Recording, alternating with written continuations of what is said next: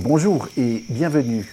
Nous allons parler de l'impact des pollutions lumineuses sur la faune et la flore à travers l'exemple des papillons de nuit.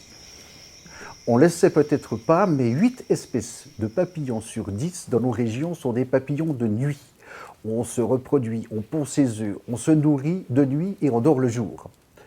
Et il faut savoir que la pollution lumineuse va justement avoir un fort impact sur ces animaux exclusivement nocturnes. Dans une ville comme Genève, les principaux problèmes de pollution lumineuse, ce sont ces lampadaires, les enseignes lumineuses qui ne s'éteignent jamais, mais c'est aussi votre jardin, votre appartement. Un petit conseil, éteignez la lumière.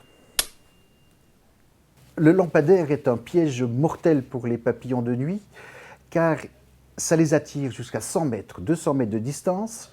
Le papillon de nuit prend votre réverbère pour la lune, est attiré, et une fois qu'il est autour de l'ampoule, a perdu tous ses repères et commence à tourner en rond, sans pouvoir continuer son chemin. Et finalement, c'est la mort d'épuisement qui l'attend. Chaque été, chaque nuit d'été, c'est environ 150 insectes qui meurent ainsi d'épuisement sous chaque lampadaire. En plus de l'épuisement, d'autres dangers guettent nos papillons de nuit.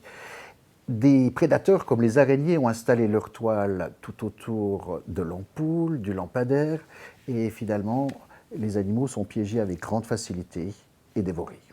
La pollution lumineuse, ça participe à ce gigantesque effondrement des insectes. 80% de la biomasse des insectes a disparu dans un pays comme l'Allemagne en 30 ans seulement. Alors vous allez me dire, bof, c'est quelques espèces de plus qui disparaissent, les insectes, c'est pas grave. Mais c'est tout le service écosystémique, les services de ces animaux que nous perdons, notamment d'être des pollinisateurs. Si vous n'avez plus cette faune, vous avez tout simplement la végétation qui va changer, les services de l'agriculture qui vont être affectés. Alors la bonne nouvelle avec la pollution lumineuse, c'est que des solutions, pour une fois, relativement simples et immédiates existent.